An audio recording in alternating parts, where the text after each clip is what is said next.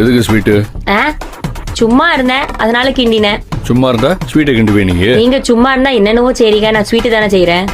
மாமா நீங்க சாப்பிடுறீங்களா? கேட்ரிங் அக்கா கிட்ட நான் கேட்ட இந்த ரகசியத்தை உங்ககிட்ட சொல்றேன். பாயாசம் கொஞ்சம் வித்தியாசமா பண்ணணும், அதிக செலவில்லாம பண்ணணும், டேஸ்டா பண்ணணும் அப்படின்னா இந்த ரெசிபியை நோட் பண்ணி வச்சுக்கோங்க. கடாயில ஒரு 2 டேபிள் ஸ்பூன் நெய் விட்டு முந்திரி திராட்சையை வறுத்து எடுத்து வச்சுக்கோங்க. இப்ப அதே நெய்ல ஒரு 1/4 கப் அளவுக்கு கடலை மாவு சேர்த்து கொஞ்சம் கூட பச்சை வாசனை இல்லாத அளவுக்கு நல்லா வறுத்து எடுத்துக்கோங்க. நல்லா வறுத்ததுக்கு அப்புறமா அதுல வெதுவெதுப்பான தண்ணீர் ஒரு டம்ளர் ஊத்திக்கோங்க. தண்ணி ஊத்தினவுடனே நல்லா அந்த மாதிரி கை விடாம கிண்டிக்கிட்டே வந்தீங்கன்னா லேசா அந்த மாதிரி இறுகி வரும். இந்த ஸ்டேஜ்ல மேற்கொண்டு இன்னொரு 1/2 டம்ளர் தண்ணி ஊற்றி நல்லா கடலை மாவை வேக விடுங்க. நல்லா தண்ணியாக இருக்கணும், அப்போ தான் கடலை மாவு வெந்து வரத்துக்கு சரியாக இருக்கும். கடலை மாவு நல்லா கம்ப்ளீட்டாக வெந்து வந்ததுக்கு அப்புறமா அதில் 1 கப் அளவுக்கு ஏற்கனவே காய்ச்சி ஆற வச்ச பால் சேர்த்துக்கோங்க.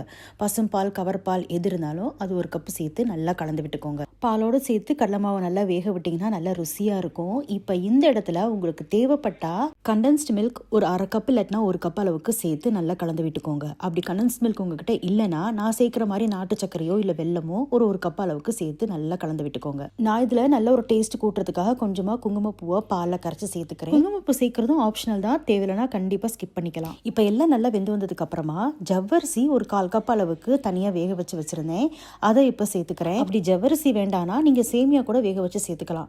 ரெண்டுல ஏதாவது ஒன்று சேர்த்தாதான் அது பாயசத்துக்குரிய அர்த்தம் இருக்கும், அதுக்காக தான் சொல்கிறேன். கடைசியாக இதில் ஒரு 1/4 டீஸ்பூன் அளவுக்கு ஏலக்காய் பொடி சேர்த்துக்கோங்க. அதுக்கப்புறமா வறுத்து எடுத்து வச்சிருந்தேன் அந்த முந்திரி பருப்பு திராட்சை முந்திரி அதையும் சேர்த்து நல்லா கலந்து விட்டீங்கன்னா சூப்பரான ஒரு டிஃப்ரெண்ட் ஸ்டைலில் பாயாசம் ரெடி ஆயிரும். அடுத்து உங்கள் வீட்டில் எந்த விசேஷனாலும் இந்த பாயாசத்தை ட்ரை பண்ணி பாருங்க, எல்லாரும் ரொம்ப விரும்பி சாப்பிடுவாங்க.